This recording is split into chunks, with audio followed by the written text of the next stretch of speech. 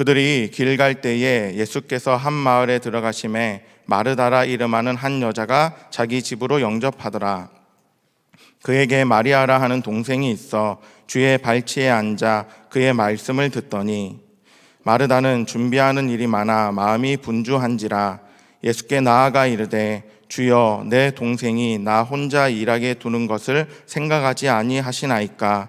그를 명하사 나를 도와주라 하소서.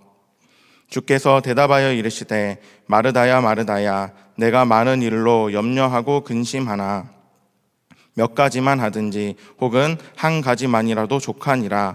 마리아는 이 좋은 편을 택하였으니 빼앗기지 아니하리라 하시니라. 오늘 말씀 제목은 멈춤, 세상을 이기는 가장 강력한 저항. 멈춤, 세상을 이기는 가장 강력한 저항이라는 제목의 말씀을 나누도록 하겠습니다. 여러분, 우리가 우리 새해에 2024년부터 저희가 신년 금식성회로 매년 모이고 있습니다. 여러분, 왜 새해에 첫날, 그리고 둘째 날, 셋째 날, 첫 주, 그리고 21일을 하나님께 나와서 이렇게 예배하며 기도하는 이유를 여러분 알고 계십니까? 단지 우리 교회의 이제 새로운 전통 때문이 아니라 이것은 성경에서 말하는 하나님의 놀라운 축복의 원리가 여기에 담겨 있기 때문에 그렇습니다. 구약성경 출애굽기의 13장과 23장에 보면 하나님께서 그 당신의 백성들에게 이렇게 명령을 하십니다. 처음 난 모든 것은 다 거룩히 구별하여 내게 돌리라. 이는 내 것이니라 하시니라.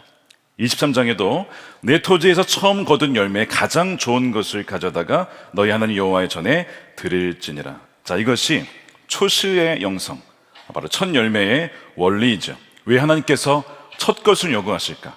부족해서일까? 여러분, 그렇지 않죠. 첫 번째 것을 누구에게 드리냐가 바로 소유권을 결정하는 것이기 때문입니다. 우리가 새해를 맞이하여서 이 첫 번째 시간을 하나님께 드리는 것도 바로 첫 번째 것을 드리는 것을 의미하죠. 그래서 2026년이라고는 거대한 이 오랜 이 시간에 밭을 경작하기 이전에 시간의 첫 열매를, 첫 시간을 구별하여서 하나님께 드린다는 것은 이런 뜻입니다. 주님, 새해 2026년의 주인은 제가 아니라 주님이십니다. 주님께서 2026년의 주인이시니 이 시간의 첫 시간을 주님께 내어드립니다 라고 하는 확실한 믿음의 고백이기 때문입니다. 자, 그러므로 오늘만이 아니라 내일도, 내일 모레도, 주일에도 이 기간이 첫 시간과 첫 날짜들을 하나님께 드림으로써 2026년을 온전히 주께 내어 맡기는 그런 믿음의 여러분들 되시기를 주님의 이름으로 축원드립니다. 자, 그래서 로마서 11장 16절에 참 놀라운 약속을 하죠. 제사하는 처음 익은 곡식가루가 거룩한즉 떡덩이도 그러하고 뿌리가 그러한즉 거룩한즉 가지도 그러하니라. 자, 우리가 첫 열매를 시간을 드리게 되면 그 나머지 떡덩이도 거룩해진다. 그래서 세상은 빨리빨리 출발해야 된다. 이런 것들을 빨리 해야 된다. 너 시간 낭비할 것 없다. 그렇게 얘기를 하지만 하나님께는 먼저 첫 것을 드려야 전체가 산다라고 말씀을 한다는 거예요. 그래서 다시 한번 여러분 이 시간들을 거룩하게 구별하시기를 축복합니다. 자, 2026년을 시작했는데 여러분, 요즘 시대를 특징 짓는 한 단어를 꼽는다면 무엇이 있을 수 있을까요? 저는 소란스러움이라고 꼽고 싶습니다. 노이즈, 소란스러움. 수많은 소리들이 우리에게 들려오고 우리의 내면을 가득 채우고 있죠. 그래서 우리가 인류 역사상 보게 되어지면 지금만큼 이렇게 소음이 많은 때가 또 있을까? 왜죠? 우리의 손에 스마트폰이 놓여 있기 때문에 언제든지 우리는 그것을 통해서 세상의 다양한 소리들을 듣게 됩니다.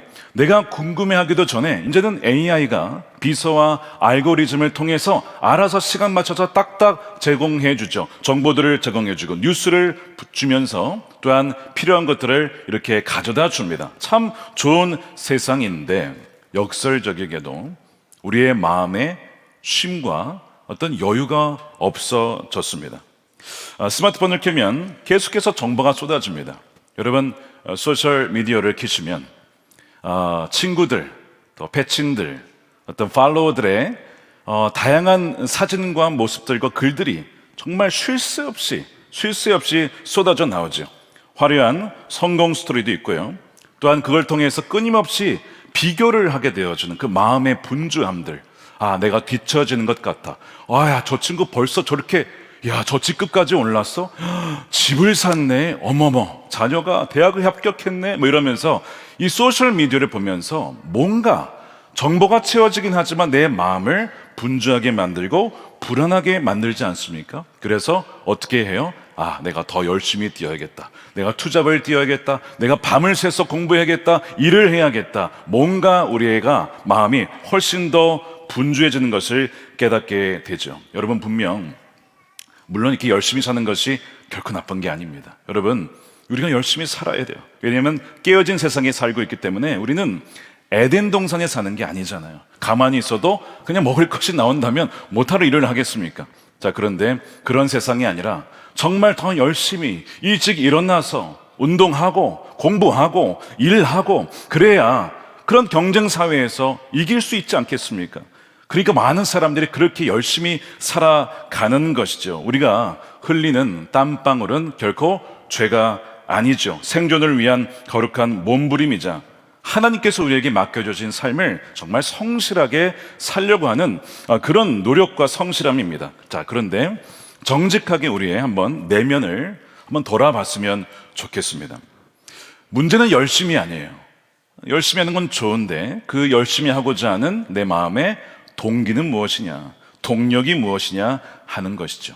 하나님이 주신 비전이 있기 때문에 그 비전을 품고 나아가기 위하여 그렇게 열심히 하는 것이냐, 아니면 나 이렇게 열심히 하지 않으면 도태될 거야, 나 밀려날 거야, 멈추면 끝장이야 라고 하는 두려움과 공포 때문에 여러분 그렇게 열심히 지금 달려가고 계시지는 않습니까?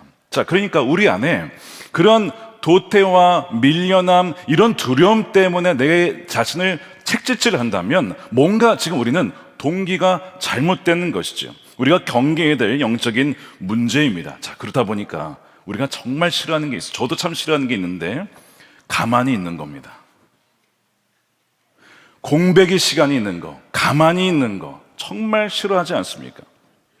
조금만 시간이 있으면 그때 뭔가를 해야 되는 거예요. 여러분, 5분의 시간을 우리가 기도하려고 해도요, 여러분 5분 동안 기도하실 수 있으시죠? 10분은 어떻습니까? 15분은 어떻습니까? 하다 보면 기도를 잘 하시는 분도 있겠지만 어떤 분은요 5분 기도하면 온갖 잡생각이 나서 기도할 수가 없다는 거예요.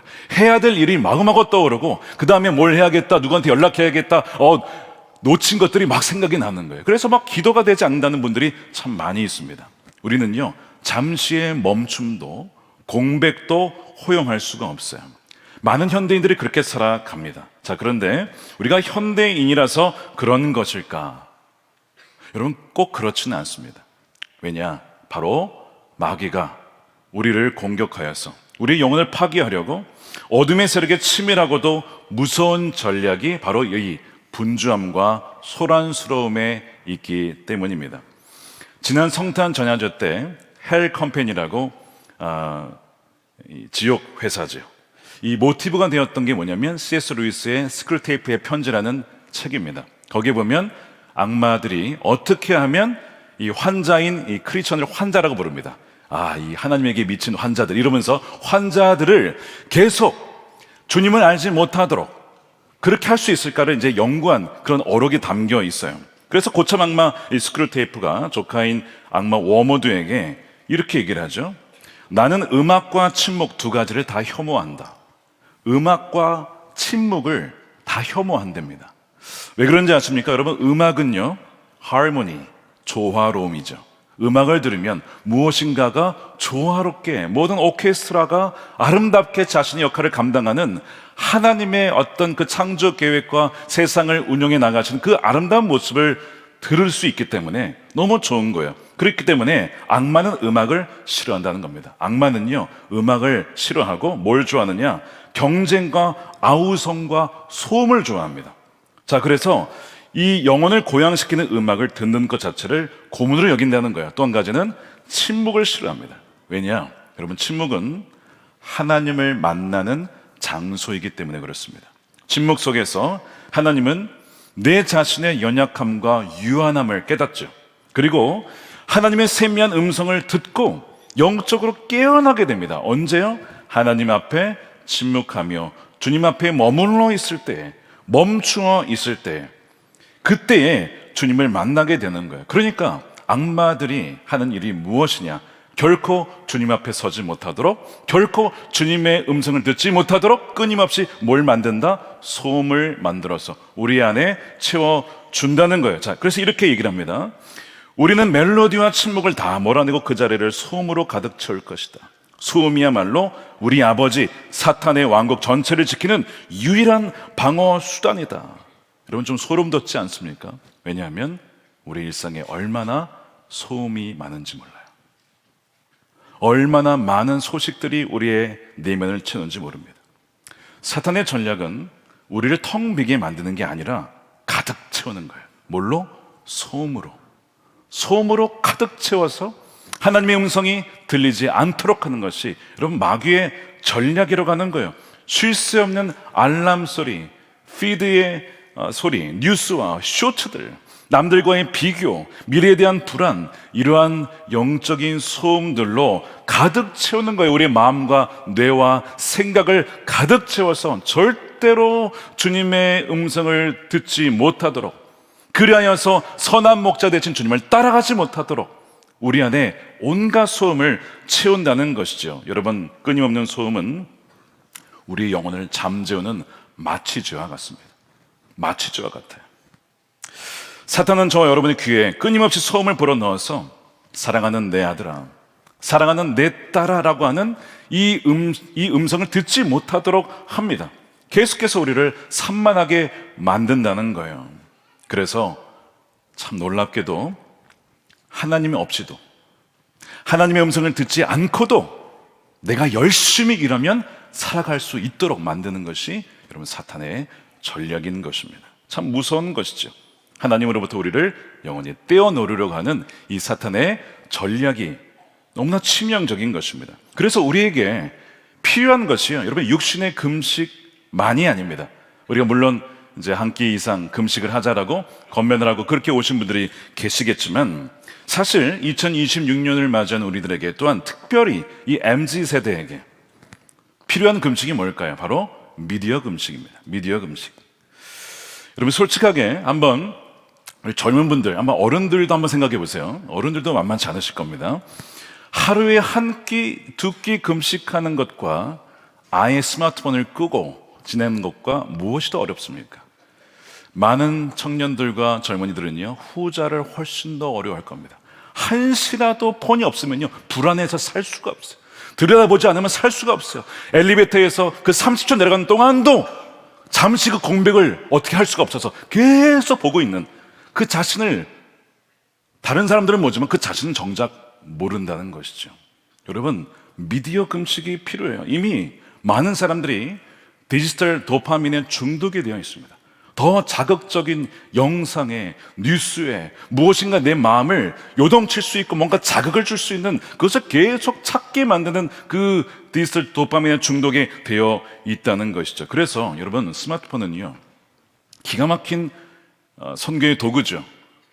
그걸 통해서 전 세계에 말씀이 선포가 되니까 이제는 전 세계 선교사님들도 이 유튜브를 통해서 말씀을 듣습니다. 그 정도로 이 강력한 도구인데 동시에 여러분 마귀도 가만히 있지 않습니다.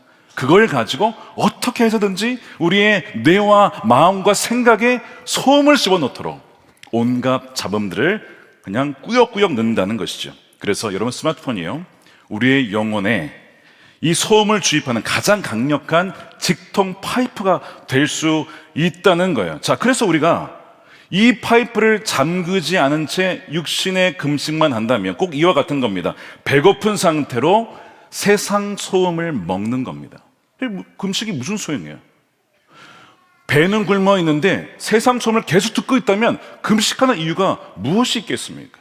자, 그러니까 우리의 입으로 들어가는 음식만 끊을 것이 아니라, 그렇게 해서 우리의 육신의 소용만 끊을 것이 아니라 내 눈과 귀로 쏟아져 들어오는 세상의 소음을 차단하는 것, 이번엔 로그아웃이 필요해요. 로그아웃. 입을 닫는 금식을 넘어서 접속을 끊는 금식을 선포해야 됩니다. 그래서 세상과의 접속을 끊어야 비로소 뭐요? 하나님과의 접속이 시작이 된다는 거예요. 자, 세상과의 접속을 끊어야 하나님과의 접속이 시작이 된다. 여러분 이것을 기억하시고, 미디어 금식을 제가 지금 권면하고 있는데 여러분 표정이 굉장히 장난이 아닙니다. 지금 야, 이걸 어떻게 끊어? 지금 도대체 한 끼는 되지만 미디어는 끊을 수 없어. 거의 그 표정으로 지금 이 정도로 우리가 지금 심각합니다. 지금 사실 죄송하지만 지금 이것을 유튜브로 보신 분들이 계시겠지만, 물론 말씀과 이런 거 듣는 거야 괜찮겠지만 그 옆에 막 그 알고리즘을 뜨는 영상들이 우리를 유혹하고 있지 않습니까? 여러분 그것을 다 차단하시고, 우리가 때로는 정말 이 미디어 금식이 얼마나 중요한지, 그래서 미디어 금식을 하는 동안 우리가 말씀 묵상과 또한 말씀 통독을 통해서, 기도를 통해서 채워보시는 이번 2026년이 되시기를 축복합니다. 자, 이제 이 영적인 단절을 가지고 이제 본문으로 들어갈 텐데, 세상의 소음과 또한 영적인 침묵 사이에, 이 세상의 소음과 영적인 침묵 사이에 갈등이 또 두 자매 이야기가 나오죠. 마르다와 마리아의 이야기입니다. 자, 본문의 상황을 잠깐 설명을 드리면, 예수님께서 한 마을에 들어가셨어요. 제자들과 함께, 그리고 제자들 외에도 함께 따라다니는 무리들이 있었지요. 그러면서 마르다라고 하는 여인이 주님과 그 제자들을 자신의 집으로 영접을 하고, 그리고 이제 예수님과 제자들을 위하여서 음식을 마련을 하게 되는 거야. 대략 제자들과 같이 왔던 사람들 합치면 적어도 20명에서 30명의 식사를 준비를 해야 되는 겁니다. 여러분, 그 당시에 배달 앱이 있습니까? 요기요나 뭐 쿠팡이츠나 이런 게 없잖아요. 뭐 햇반이 있습니까? 그냥 처음부터 음식을 다 준비해야 되는 거예요. 이 물을 길러오고 불을 피고 재료를 다듬고, 진짜 이 30명 인분 준비하려면요 시간이 꽤 걸리는 겁니다. 전쟁터와 같은 부엌에서 이 엄청난 노동을 누구 혼자? 마르다 혼자 감당을 하는 거예요. 참 이 마르다가 귀한 것이, 이 많은 사람들을 안 먹일 수도 있잖아요. 자, 오늘 그냥 금식합시다 이럴 수도 있잖아요. 사실 우리가 오늘 모인 것처럼 주님 오늘 그냥 금식하시죠 이럴 수도 있었는데, 주님이 오셨는데 그냥 보낼 수 있냐? 그래서 음식을 준비를 한 거예요. 너무나 귀한 책임감을 갖고 있었던 것이죠. 나도 말씀을 듣고 싶지만 내가 준비를 안 하면 밥은 누가 해? 밥을 해야지. 그래서 그녀의 분주함은 게으름이 아니라 정말 주님과 그 제자들을 잘 대접하고 싶은 특심의 마음이 있었고, 공동체를 지탱하는 책임감이 그녀에게 있었던 것이죠. 자, 그런데 여러분 이제 음식을 해보신 우리 권사님들 잘 아시겠지만, 처음에는 그런 좋은 마음으로 시작했는데 하다 보면 과부하가 걸릴 때가 있죠. 몸은 힘들고 마음은 급한데 돕는 사람은 없는 거예요. 동생 마리아는 보이질 않는 거예요. 동생이 어디 갔나 거실을 딱 보니까 글쎄 마리아가 예수님 발 밑에 앉아서 말씀을 듣고 있는 거예요. 기가 막힌 거죠. 내가 언니인데 지가 언니야. 내가 일하고 지가 거기 앉아 있어. 그러니까 막 화가 나는 거예요. 막 마르다가 너무한다. 아무리 동생이라도 그렇지. 참고 참다가 화를 터뜨립니다. 부엌에서 예수님께 이렇게 얘기를 하는 거예요. 40절 하반절 보세요. 세 번역으로 보시면, 주님, 내 동생이 나 혼자 일하게 두는 것을 아무렇지 않게 생각하십니까? 예수님께 약간 따지듯이 말이죠. 아니 그걸 그냥 보고 가만히 있냐 이거예요. 예수님, 명하셔서 나를 도와달라, 도와주게 해 주십시오. 그렇게 마르다가 요청을 하고 있는 거예요. 우리가 이제 이 장면을 읽으면서 어떤 분은 이 마르다를 이렇게 판단할 수도 있어요. 아니 섬기기로 했으면 그냥 불평하지 말고 감사함으로 섬기지, 믿음이 없어서 봉사하면서 불평하는 거 아니야? 이렇게 얘기하시는 분이 있습니다.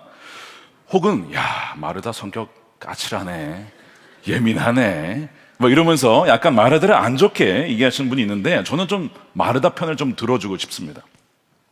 저희 교회는 이제 여성교회가 주일 식사 준비를 못하죠. 저희 예배 식사 준비하려면 이거 장난이 아닙니다. 이거는 준비할 수가 없는 거예요. 그러니까 저희가 준비를 하지 않고 저희가 이제 하는데, 저희가 이제 이민교회 제가 섬겼을 때에는 보통 다른 교회도 다 그렇습니다. 여성교회가 조를 짜서 음식을 준비를 합니다. 아마 우리 예전에 믿음의 집 시절에 아마 그렇게 음식을 준비하셨을 거예요. 그러니까 토요일 날 미리 와서 뭐 음식 준비하고 재료 다듬고, 그러니까 많은 손길이 필요하죠. 여러분 여성교회만이 아니라 또한 우리 교회 보십시오. 우리 주차장에서 우리 섬기시는 분들, 정말 추운 날이나 더운 날이나 눈이 오나 비가 오나 정말 수고하시는 많은 주차 봉사자 분들이 계시기에 우리가 편하게 예배할 수 있는 건 아니겠습니까? 또 어떤 분들은요, 선교회도 하시고 교사도 하시고 속장, 이제는 목자죠. 목자로도 섬기고 진짜 콩 뛰고 팥 뛰고 혼자 다 하시는 거예요. 일은 사역을 다 하시는 겁니다. 그렇게 섬기시는 분들이 있어요. 그런 분들이 보기에 마르다의 이 전말이 참 이해가 되지 않습니까? 주님, 저는 이렇게 많이 섬기느라 힘든데 왜 저를 몰라주세요? 쟤는 왜 얌체처럼 그렇게 놀고만 있어요? 라고 하는 그 마음에 어떤 서운함이 드는 거예요. 여러분, 일이 힘든 것도 있지만 여러분, 사람 때문에 힘든 겁니다. 일하지 않는 사람들 때문에, 저 꾀돌이 때문에 마음이 어려운 거죠. 꼭 이렇게 의자 치웁시다, 정리합시다 그러면 꼭 그때 일이 있다 이거는 빠지는 거야. 눈 치웁시다 그러면 갑자기 허리가 아프다 그러면서 기도해야 된다 그러면서 빠지고 이런 분들이 있어요. 기가 막히게 꼭 있단 말이에요. 꼭 그런 것 같아. 하필 왜 지금 예수님 밑 앞에 앉아가지고 말씀을 듣냐 이거예요. 30명 음식을 준비를 해야 되는데 그런 마음이 이제 있는 것이죠. 그래서 이제 자기 말도 잘 안 들으니까 예수님을 통해서 이렇게 돌려치기 하는 거예요. 예수님 좀 일하게 좀 해주세요. 제 말 안 들어요 진짜. 이러면서 예수님께 말씀을 드리는 거죠. 자, 여러분, 근데 비단 이 마르다만의 불평은 아닙니다. 이것은 소위 우리 사회를 보면 크리스천들에게 행동하는 신앙을 요구합니다. 그리고 실제로 믿음이 있으면요, 여러분 행동을 해야 합니다. 그래서 세상에 보면 진짜 얼마나 많은 어려움들이 많습니까? 전쟁과 기후위기와 사회적 불평등과 신음소리가 막 들려오죠. 많은 깨어있는 크리스천들이 세상에 나가서 광장에서 외쳐야 합니다. 약자를 위해서 소리를 높여야 되고 또한 땀 흘려서 세상을 고쳐야 합니다. 너무나 옳은 메시지들이에요. 이런 분들이 계시기 때문에 세상이 바뀌어 가는 것이죠. 이런 행동가들의 눈에 지금 아무것도 하지 않고 주님의 그 발 밑에 앉아서 그냥 말씀만 듣고 있는 마리아는 어떻게 보이냐면요, 거룩한 직무유기로 보입니다. 혹은 영적인 도피주의자로 보일 수 있어요. 지금이 그럴 때입니까? 지금은 나가서 외치고 행동하고 뛰어야 될 때지.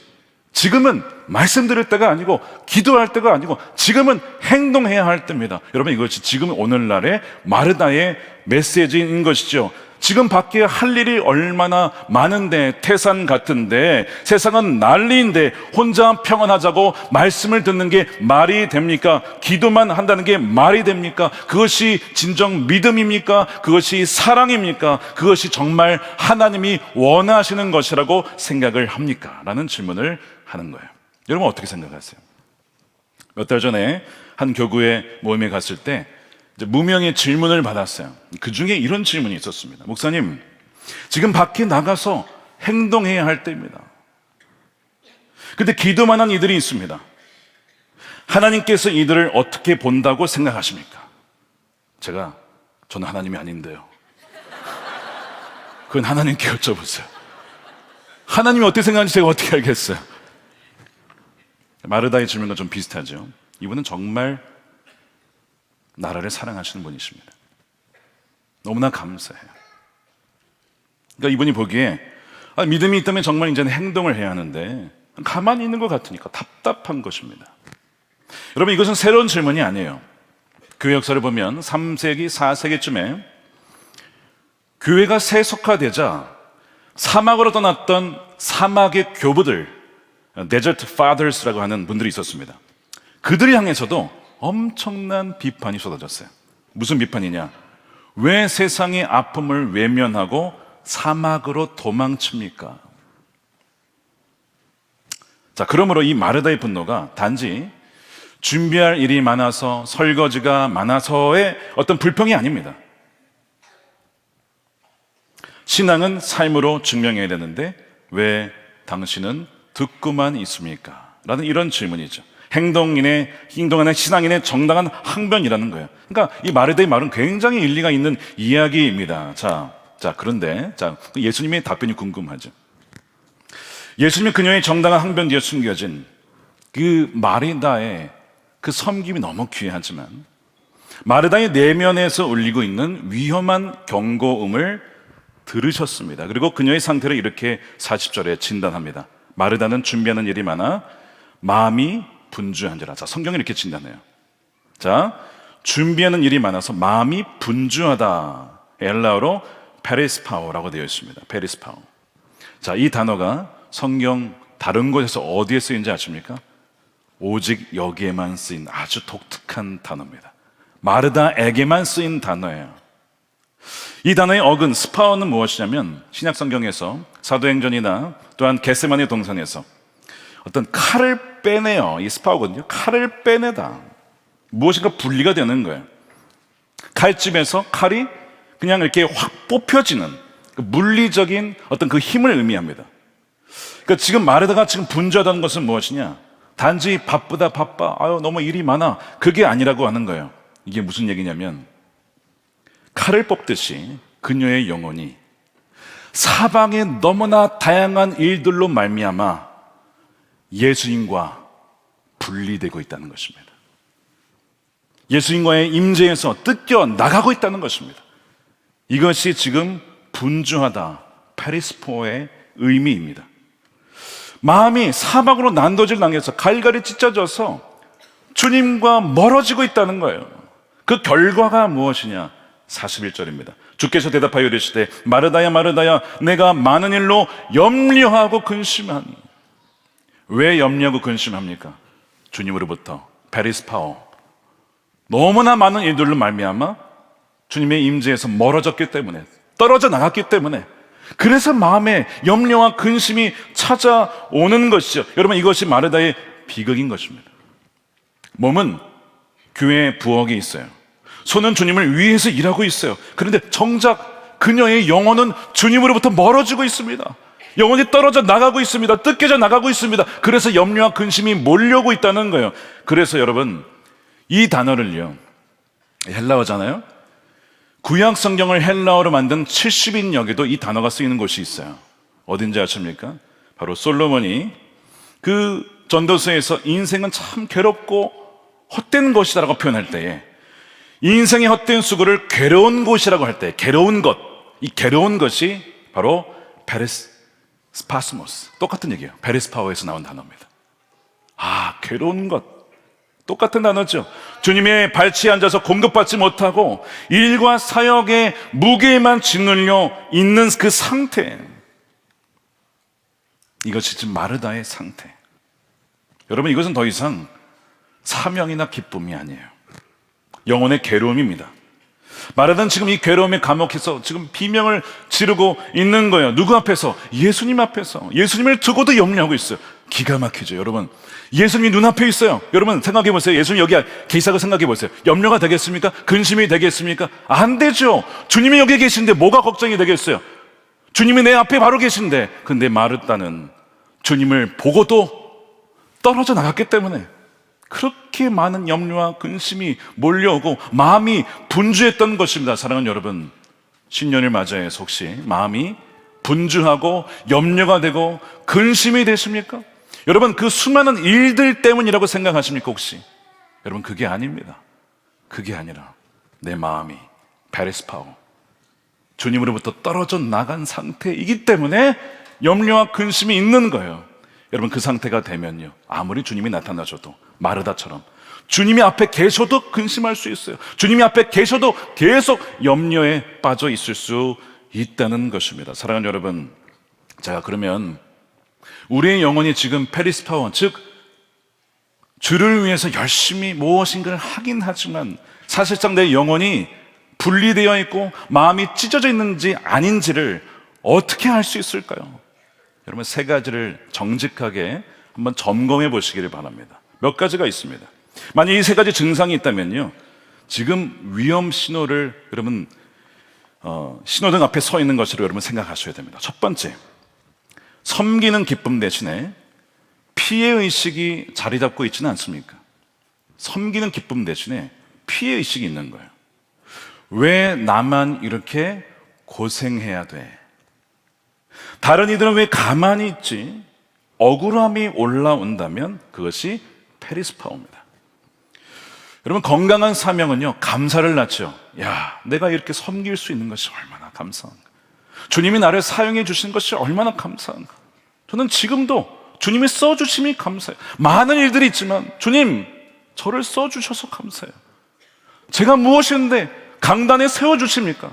저는 진짜 매번 쓸 때마다 그 감사와 감격이 있어요. 여러분, 건강한 사명에는 감사가 있는데 찢겨진 마음에는요, 피해의식이 있습니다. 왜 나만 해야 돼? 나만 이렇게 힘든 일을 해야 돼? 죄는 뭔데? 이러면서. 이게 첫 번째예요. 두 번째, 시선이 주님이 아니라 사람을 향하고 있지 않습니까? 자, 마르다를 보세요. 주님을 위해 음식을 준비하고 있어요. 자, 그런데 그녀의 시선이 주님이 아니라 누구를 향하고 있습니까? 일하지 않는 마리아를 향해 있어요. 이상하죠? 주님을 위한다고 하면서 주님을 주목하진 않아요. 그녀의 시선은 주님이 아니라 마리아를 노려보고 있습니다.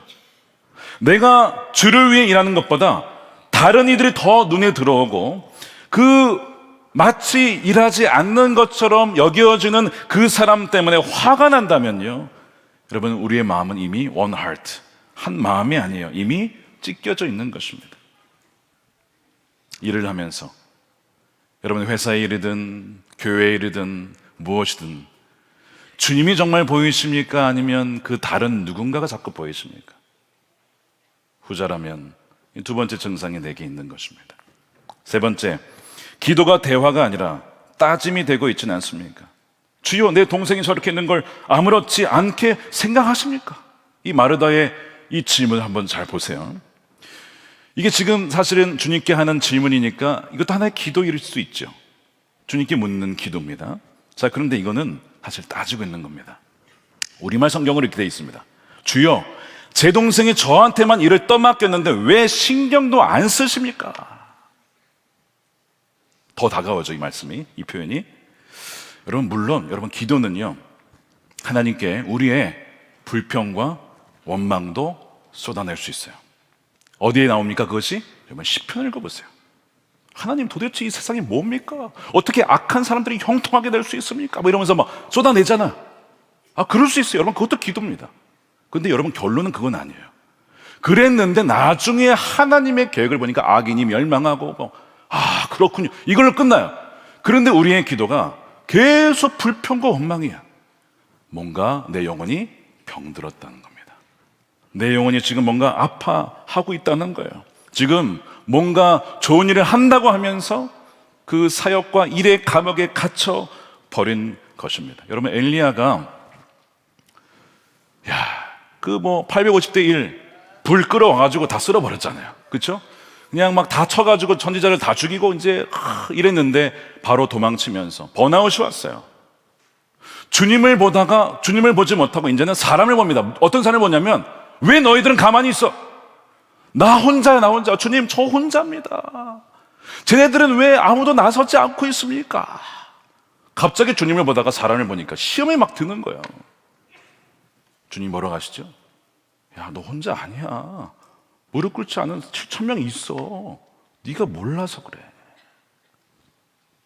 마르다도 번아웃이 왔고 엘리야도 번아웃이 왔고, 그 결과가 시선을 주님으로부터 놓치고 사람을 보게 됩니다. 환경을 보게 됩니다. 그러니까 똑같은 결과를 가져오게 돼요. 여러분들은 지금 어떤 상황에 계십니까? 이 세 가지 증상 중에 몇 가지가 해당이 되세요? 만일 세 가지를 다 갖고 계시다면 지금 여러분, 오늘 이 말씀은 여러분들에게 주신 말씀이에요. 사랑하는 여러분, 주님은 우리의 헌신을 원하시지만 우리의 영혼이 찢기는 것을 원치 않으십니다. 우리는 어떤 마음을 가져야 될까? 바울이 고린도전서 7장에서 이 나뉜 마음의 문제를 아주 실체적으로 다룹니다. 고린도 교회 성도들이 결혼 문제를 고민하고 있었어요.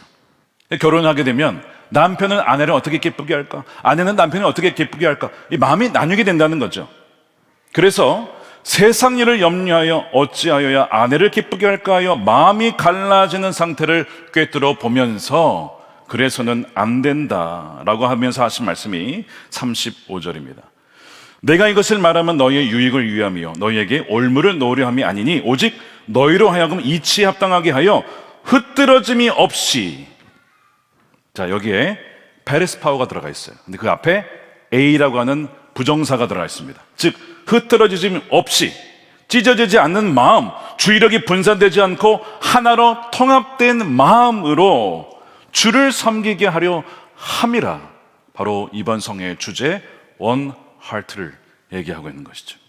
여러분, 우리의 마음이요 지금 분산되어 있지는 않습니까? 분산되어 있지는 않습니까?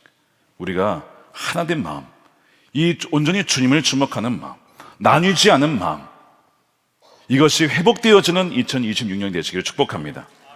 자, 이제 시선을 마리아에게로 좀 돌려보겠습니다. 이 마리아가 현대 이 행동주의적 관점에서 볼 때 참 얌체 같고 무책임해 보일 수 있다는 점 우린 다 공감하실 거예요. 자, 그런데 여기에서 좀 반전이 일어나죠. 예수님께서 뭐라고 하시냐? 상식대로라면, 야, 그래, 마리아야, 너 왜 여기 있어? 언니 좀 도와줘라. 지금 많은 사람들 음식 준비해야 되니까 너가 언니를 좀 도와줘. 이렇게 얘기하실 법한데 주님은 마르다의 그 요청을 듣지 않으셨습니다. 오히려 마르다야, 마르다야 라고 그녀의 이름을 부르시면서 오히려 이 마리아가 택한 편을 옹호해 주셨어요. 왜 그러셨을까? 예수님 마르다의 수고를 무시하는 것일까? 여러분, 그것 아닙니다. 성경의 배경을 보면 마리아의 이 행동은요 무책임한 도피가 아니었어요. 목숨 건 파격이자 도발이었습니다. 여러분, 지금도 좀 우리 사회에 유교 문화가 있기 때문에 좀 그런 성향이 많이 있지만 1세기 유대 사회에서 여자가 남자들이 있는 거실에 남아서 랍비의 발치에 앉아서 있다는 것을 여러분 상상할 수도 없는 금기였습니다. 근데 마리아는요 마을 사람들의 수군거림과 제자들의 불편한 시선과 이 마르다 언니의 분노라고 하는 이 거대한 사회적 압력을 뚫고도 그 욕먹을 각오를 하고 그 자리에 앉아 있었던 것이죠. 마리아는 왜 그 비난을 감수하고 예수님 발치에 앉아 있었는 줄 아십니까? 마리아는요 너무나 배가 고팠기 때문입니다. 여러분, 이 배가 고팠다는 것이 음식이 아닌 걸 여러분 아실 겁니다. 이 마리아는 영원한 생명의 양식인 주님의 고파 있었던 거예요. 어거스틴이 이 장면을 기가 막힌 영적 통찰로 해석합니다. 마르다가 육신의 떡을 준비하느라 분주할 때 마리아는 무엇을 먹고 있었는가? 그녀는 말씀하시는 그분을 먹고 있었다. 그녀는 생명의 떡이신 예수 그리스도를 풍성히 맛보고 누리고 있었다. feasting이라고 표현을 썼습니다. feasting. 마리아는 알았죠. 언니가 만드는 음식 중요하지만 그것만으로는 내 영혼의 허기를 채울 수 없다는 것을 알았어요. 내가 지금 예수님 말씀을 먹지 않으면, 생명의 양식을 먹지 않으면 내 영혼을 말라 죽을 수밖에 없다는 것을 마리아는 너무나 잘 알았기 때문에 언니의 분노와 시선의 어떤 세상의 어떤 시선들을 다 따가운 눈총을 받더라도 나는 목숨 걸고 예수님의 생명의 말씀을 먹어야겠어라고 그 자리에 앉아 있었던 것이죠. 여러분, 진정한 금식, 패스팅은 주의 말씀을 풍성히 맛보고 누리는 피스팅이어야 됩니다. 여러분, 단지 금식할 때 나 이제 밥 끊었어, 그게 아니라 그때에 생명의 양식인 주의 말씀을 먹는 것이야말로 진정한 금식의 이유인 것이죠. 왜요? 우리가 너무나 많은 세상의 다양한 소음들과 먹지 말아야 될 다양한 보고 듣는 것들을 우리가 먹었기 때문에 그것을 끊고 우리 안에 말씀으로 채울 때 진정한 이 금식의 이유가 되는 것이죠. 여러분, 예수님이 마리아를 칭찬하신 이유는요, 너 행동하지 않아도 돼, 그 뜻이 아니죠. 존재가 말씀이신 주님으로 채워지지 않는 행동은 결국에는 고갈된다는 것을 말씀하는 거예요.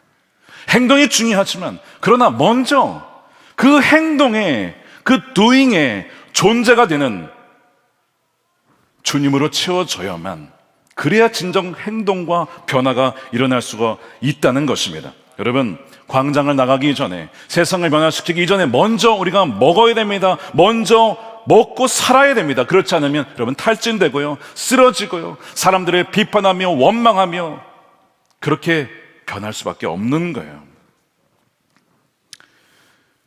제가 아까 그 질문하셨던 분, 하나님께서 기도만 하는 분들을 어떻게 생각하실까요?에 대한 질문에 사실 저는 이런 얘기를 했습니다. 출애굽기에 보면 여호수아가 사람들을 모아서 전투에 나갑니다. 아말렉과 싸우려고. 그래서 치열하게 싸워요. 너무나 중요한 역할. 여호수아가 중요한 역할을 하는 거예요. 여호수아 없었으면 어떻게 싸우겠습니까? 근데 동시에 모세는 여호수아를 위해서 기도합니다. 아론과 홀과 함께. 모세의 역할도 중요했죠. 여호수아 역할도 중요했습니다. 여러분, 둘 다 중요한 거예요. 행동하는 사람들도 중요한 것이고 기도하며 말씀을 먹는 사람도 중요한 것이죠. 자, 그런데 그 이야기에 우리는 결론을 알고 있습니다. 진짜 그 전쟁의 승패는 어디에서 났습니까? 어디에서 났어요? 기도에서 났습니다. 여호수아의 칼솜씨 전략에서 그 승패를 가른 게 아니었어요. 모세의 손이 내려가면 지는 거였습니다. 근데 모세의 손이 올라가면 이기는 것이었어요. 우리는 이 이야기를 잘 알고 있죠. 이 이야기를 말씀드리면서 둘 다 있어야 되는데, 그런데 행동하게 하는 힘은 말씀과 기도에서 옵니다. 주님 안에 머무는 것에서 오는 것입니다. 제가 그 말씀을 드리면서 기도하는 분들, 행동하는 분들 서로 싸울 것이 아니라 서로 격려해야 됩니다. 감사합니다. 우리 대신해서 나가서 싸워주셔서 감사합니다. 외쳐주셔서 감사합니다. 나가서 싸우시는 분들은 기도하는 분들에게 또 감사해야죠. 우리를 위해서 기도해 주셔서 감사합니다. 말씀으로 공급해 주셔서 감사합니다. 싸울 것이 아니라 함께 연합함으로. 우리의 적이 누굽니까? 마귀죠. 같은 크리스천이 아니잖아요. 지금 제가 그 말씀을 사실은 드렸어요. 그러니까 이 마르다와 마리아의 얘기도 마찬가지인 것이죠. 그러면서 이 절박한 마리아를 향해 주님께서 42절에 아주 중요한 판결을 내리시는데, 몇 가지만 하든지 혹은 한 가지만이라도 족하니라. 주님이 말씀하신 것은 한 가지였습니다. one thing이었어요. 세상에서 우리가 복잡한 세상에서 붙들어야 될 게 여러분 많이 있는 게 아니에요. 단 한 가지입니다. 단 한 가지. 마르다야, 나는 12척 반상 원하는 게 아니야. 한 가지만 있으면 돼. 한 가지. 나를 봐라. 생명의 양식을 먹으면 된다. 그 메인 요리 하나만 충분하다. 여러분, 이 단순함의, 단순성의 영성이 여러분들에게 부어지게 되기를 축복합니다. 주님이 원하시는 것은 많은 사역, 많은 업무, 많은 성취가 아니라 한 가지를 원하신대요. 뭐예요? 우리가 주님을 주목하고 주님을 의지하고 주님 앞에 나아가서 그 침묵 속에서 주의 음성을 들으며 그 안에 거하는 것을 주님 원하시는 거예요. 자, 그러면서 말씀하시죠. 자, 42절입니다. 자, 우리 함께 읽겠습니다. 시작.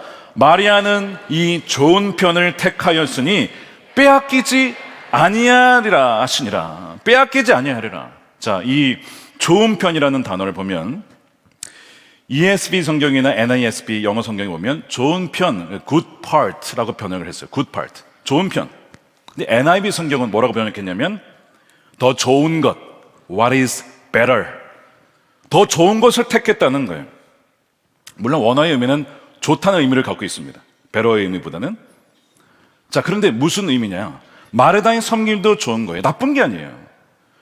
그리고 마리아의 이 주님 앞에 멈춰서 말씀을 듣는 것도 좋은 것입니다. 자, 그런데 현 상황에서는 말씀드린 것처럼 마리아에게는 이 편이 더 좋은 거예요. 왜 좋느냐? 말씀드린 것처럼 주의 말씀을 듣는 것 없이는 내 영혼이 굶어 죽을 것입니다. 나는 먼저 주의 말씀을 먹어야겠습니다. 그 다음에 섬기겠습니다. 그러니까 마리아에게는 이 편이 더 나은 것이죠. 자, 오늘 예배에 오신 분들 중에 어떤 분들은 마르다가 더 나은 편일 수 있어요. 아, 이제는 내가 좀 움직여야겠다. 내가 좀 이제는 순종해야겠다. 내가 좀 행동해야겠다. 그런 분이 있으실 거예요. 근데 어떤 분들은요, 너무나 세상의 업무와 준비와 공부와 많은 사역과 그것 때문에 너무 마음이 분주하여서 도무지 주님과 함께 할 수 있는 시간이 없는 분들에게는 뭐가 더 나은 편이에요? 여러분, 주님 앞에 머물러서 금식하며 세상의 소음을 끊고 그 주님 안에, 발치 안에 앉아서 있는 것이 훨씬 더 나은 편이라는 것입니다. 여러분, 스스로를 분별해 보세요. 내가 어느 편에 있어야 되는지, 어느 편이 주님께서 야, 너가 나은 편을 택하였구나 하실는지를 한번 생각해 보시기 바랍니다. 여러분, 마르다의 섬김은요, 주님을 위한 것이었잖아요. 주님을 위한 것이었어요. 그리고 내 안에 에너지를 쏟아내는 것입니다. 그런데 이 마리아의 들음은 주님과 함께 있는 것이고 주의 생명을 채우는 것입니다. 여러분, 두 가지는요 다 있어야 되는 거예요. 주님과 함께 있으면서 체험을 받고 주님을 위하여 쏟아붓는 거예요. 근데 여러분, 이것이 같이 있어야지. 둘 중에 하나가 없으면요, 여러분, 이거는 반쪽짜리인 것이죠. 여러분, 섬김은 수단이지만 결국에는요, 우리의 목적은요, 주님과 교제하는 것입니다. 주님을 교제하기 위해, 주님을 만나기 위해, 주님을 예배하기 위하여, 그래서 우리가 섬기는 거예요. 여러분, 왜 선교합니까? 왜 전도합니까? 예배가 없기 때문에, 그 사람이 주님을 모르기 때문에, 예배가 없는 곳에 예배를 세우기 위하여 선교하는 것이잖아요.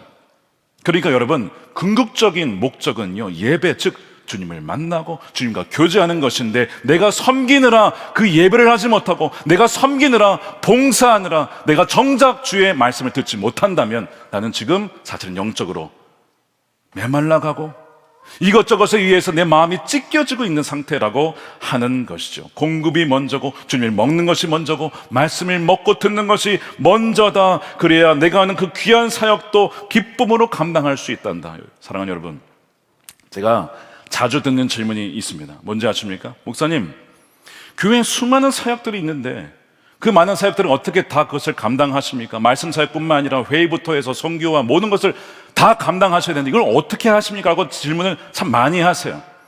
저도 돌아보면요, 진짜 일이 여러 가지가 많은데요, 지난 주일부터 말씀 오늘까지, 이제 이번 주까지 6편의 설교를 준비를 해야 했습니다. 그러면서 사역들은 그대로 다 하는 거예요.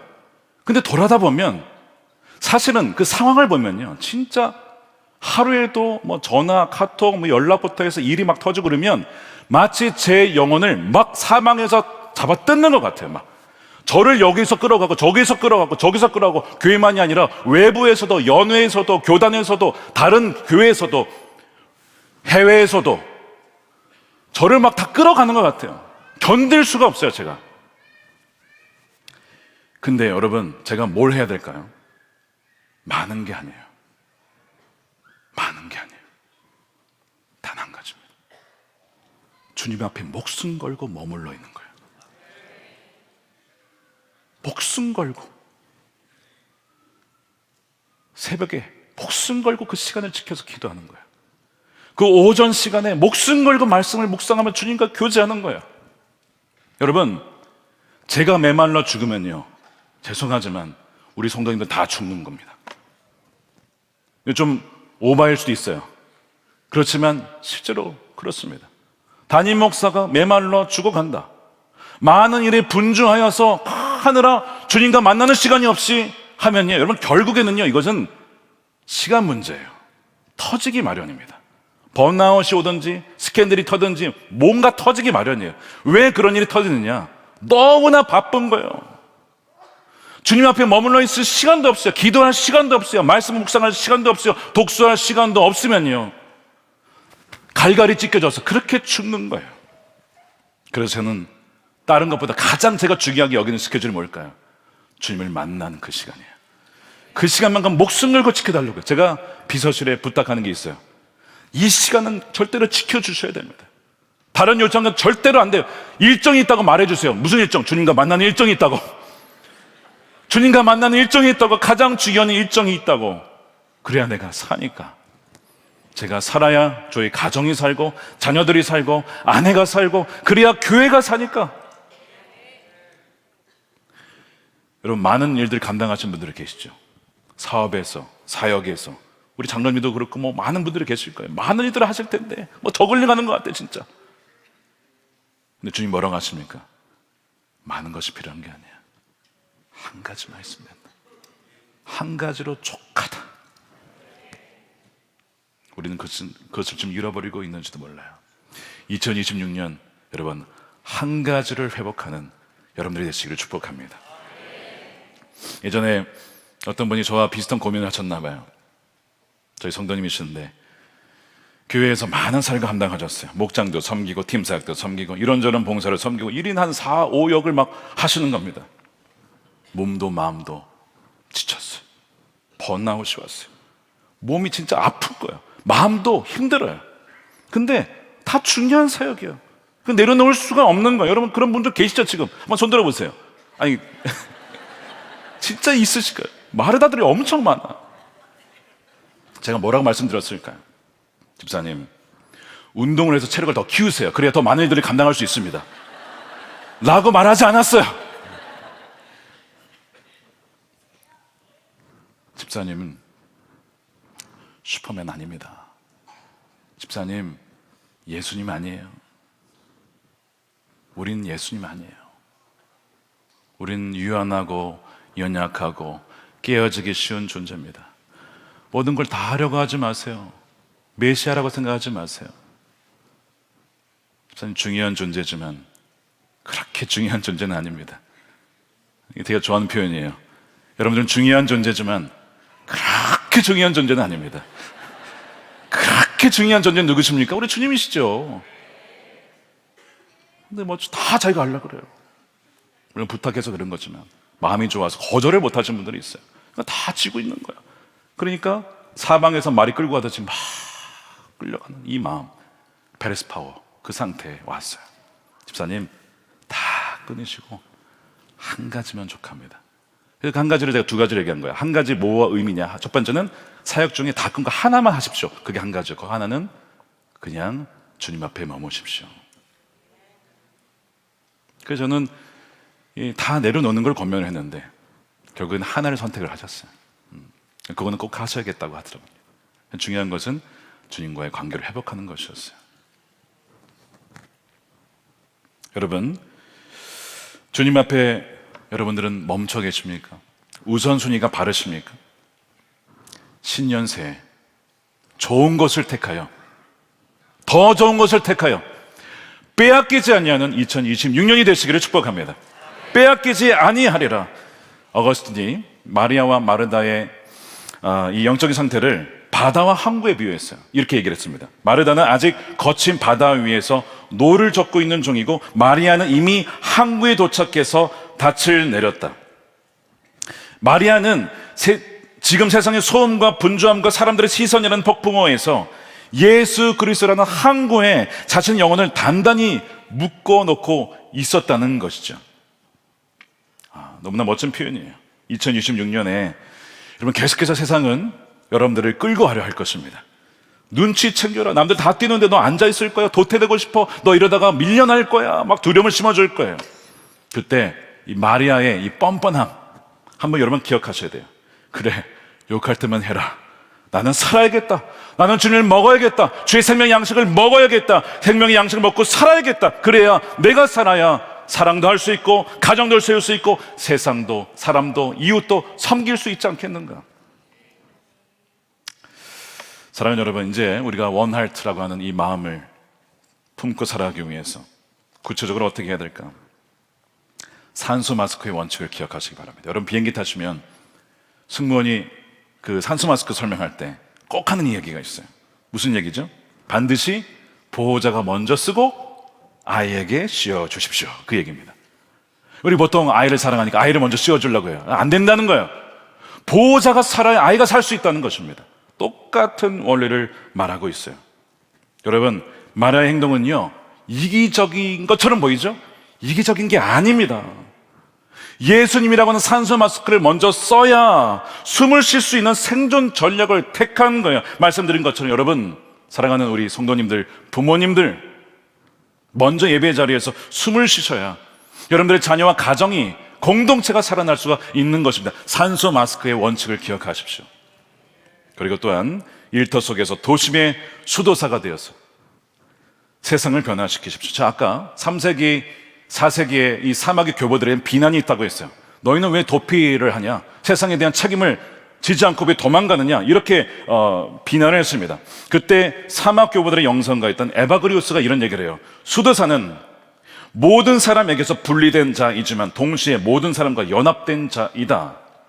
이게 무슨 뜻이냐면 세상이 미워해서, 세상을 미워했었다는 것이 아니라 세상을 너무 사랑했기 때문에 하나님이 세상을 이처럼 사랑하신 것처럼 세상의 소음에 섞이지 아니라고 떠난 겁니다. 물리적으로는 분리되었지만 기도로 세상의 고통과 가장 깊이 연합했던 이들이 사막의 수도사였어요. 역사를 보시면요, 로마 제국이 결국에는 이제 기독교를 공인한 다음에 어떻게 되느냐? 참 안타까운 일이 벌어지죠. 교회와 로마 권력이 결탁이 됩니다. 로마의 지도자들은 황제를 칭송하기 입이 닳도록 교회와 세상이 구분되지 않게 서로 결탁이 돼서 부패하기 시작하죠. 그래서 이 정권 유지를 위해서 기독교가 쓰임받는 거예요. 정권의 수하로서. 그래서 이 결탁되는 것이 굉장히 위험한 거예요. 정말 깨어있지 않으면요, 정말 구약의 선지자들처럼 가까이 있어도 아합이나 어떤 타락한 왕의 영향을 받지 않고 목숨 걸더라도 할 말을 할 수 있는 그런 영성을 가진 자가 아니면요, 권력의 영향을 받습니다. 부패합니다. 종교의 권력은. 그런 일이 벌어졌어요. 근데 그때에 기독교의 순수성을 지킨 자들이 누구냐? 여러분, 화려한 대성당 교회가 아니었어요. 바로 사막의 수도원이었습니다. 권력에서 분리되어 있었기 때문에, 떨어져 있었기 때문에 그것을 지켜낼 수가 있었던 거예요. 놀랍게도 로마 제국 멸망하고 유럽이 암흑기에 빠졌을 때 문명을 다시 일으키는 힘은요, 수도원에서 나왔습니다. 여러분, 깊은 침묵과 기도가 최초의 병원 만들었죠. 대학을 세웠죠. 빈민구제와 농업혁명을 일으켰습니다. 수도원에서 나온 거예요. 마리아의 영성에서 마르다의 실천적인 영성이 나오는 거죠. 그래서 여러분, 가장 깊은 침묵이 가장 강력한 혁명을 만드는 거예요. 세상을 변화시키는 힘은 분주하게 뛰어다니는 발이 아니라 하나님 앞에 멈춰선 무릎에서 온다는 사실입니다. 마르다의 손이 세상을 덮지만 그 손을 움직이게 하는 힘은 어디서 와요? 심장에서 오는 거예요. 주님 앞에 선 그 영성의 심장으로 서는 것입니다. 그래서 17세기 수도사 로렌스가 자기는 부엌에서 일하지만 정말 마르다의 환경 속에서 분주하게 있었지만 이런 얘기를 하죠. 저는 프라이팬에 계란을 뒤집을 때에도 하나님을 사랑하는 마음으로 합니다. 저에게는 시끄러운 부엌이나 고요한 기도실이나 다르지 않습니다. 마르다와 마리아의 영성이 결합된 사람이 로렌스 형제죠. 여러분들이 있는 사무실과 일터에서 무엇을 하시든 바로 그것을 도심 속의 수도원으로 한번 만들어 보시는 거예요. 매 순간 그곳에 주님 함께 하시죠. 기도하며 말씀을 기억하며 누구를 대하든지 죽게 하듯 하면 여러분, 그곳이 바로 수도원이 되는 것이고 변화의 거룩한 땅으로 변하게 되는 것입니다. 마지막으로 우리 한 이야기를 나누고 마치도록 하겠습니다. 여러분, 2010년에 칠레 산호세 광산에 매몰되었던 33명 여러분 기억하십니까? 제가 미국에 가자마자 이 사건이 터져서 좀 기억을 하고 있는데요. 칠레 북부의 아타카마 사막에 산호세 광산이 무너져가지고요, 광부 33명이 지하 700m 아래 섭씨 32도가 넘는 찜통 더위 속에 매몰이 되었습니다. 그러니까 이 칠흑 같은 어둠 속에 이 구조대가 오지도 않고 여러분, 무려 17일간 생사조차 확인할 수 없었어요. 사람들은 다 죽었거니 생각을 했습니다. 그때 한 우르주아라고 하는 이름의 리더가 참치 2숟가락과 우유 반 컵으로 48시간을 버틸 수 있다 해가지고 엄격한 배급 시스템을 만듭니다. 그러니까 마르다와 같은 사람이 있었던 거예요. 자, 우리가 죽을 수 있으니까 음식을 이렇게 아껴 먹어야 돼. 그러니까 쪼개서 이렇게 먹은 거예요. 참 지혜로운 거죠. 근데 그들이 살 수 있도록 붙들어준 것은 그 배급 시스템만은 아니었습니다. 무엇이었냐? 예배였습니다. 그 광부들 중에 호세 엔리케스라는 영적 리더가 있었는데요, 절망에 빠져있고 두려움에 빠져있는 동료들에게 정오 12시와 오후 6시에 하루에 2번씩 기도회를 인도합니다. 자, 사람들이 두려우니까 막 땅 파고 막 우리 살아야 돼 막 이랬을 수도 있잖아요. 근데 그러면 육체적인 탈진도 올 테지만 내면의 절망과 공포가 그들을 덮쳤을 겁니다. 그런데 하루에 2번 그 기도회를 통하여 주님을 바라보며 주님께 그들의 시선을 고정하게 되었어요. 그 지하 700m에서 하던 일을 멈추고 둥글게 모여서 무릎을 꿇었습니다. 굴착기조차 소리 들리지 않는 그곳에서 깊은 침묵 속에 주님의 이름을 부릅니다. 그런데 놀랍게도 17일 뒤에 구조대가 와요. 한 명도 죽지 않고 그들을 건져냅니다. 구조를 합니다. 그 다음에 고백이 참 더 놀랍죠. 우리는 33명이었지만 사실 그곳에 34번째 사람이 있었습니다. 그 34번째 광부는 바로 예수님이었습니다. 이게 실제 고백이에요. 검색해보세요. 실제 그런 고백을 하죠. 광부들이. 그분이 우리를 미치지 않도록 붙들어 주셨습니다. 사랑하는 여러분, 이것이 핵심이에요. 다른 것이 아니라 참치 2숟가락, 이것이 그들을 지키는 것이 아니라 하루 두 번의 거룩한 멈춤, 주님의 발 앞에 앉았던 그 예배가 그 공포와 두려움에서 그들을 지켜주었고 결국에는 지상으로 올라오게 된 것이, 여러분, 어떠한 어려움과 공포 속에 지금 있으십니까? 광부들처럼 마치 매몰된 것 같은 위기에 있으십니까? 거룩한 멈춤을 통해 주님 앞에 나아가 보십시오. 그리고 많은 일을 하려는 것보다 가장 중요한 그 한 가지를 주님께 내어드리며 나아가 보십시오. 그러면 34번째 광부이신 주님이 여러분과 함께 하심을 분명히 여러분 경험하게 되실 줄로 믿습니다. 사랑하는 여러분, 그러므로 새해에 하루에 30분 디지털 한번 침묵의 시간을 선포하고 지키십시오. 세상은 끊임없이 우리에게 연결되려 가지만 아니요, 끊으셔야 돼요. 일정 시간을 끊으시고 목숨 걸고 그 시간을 확보하셔서 주님의 음성을 듣는 시간을 꼭 확보하시길 바랍니다. 또한 일터에서 3분의 말씀에 기도의 닷을 내려보시는 거예요. 일을 하기 이전에 주님, 제가 일을 시작합니다. 제 손은 바쁘게 움직이겠지만 제 마음은 주님을 향합니다.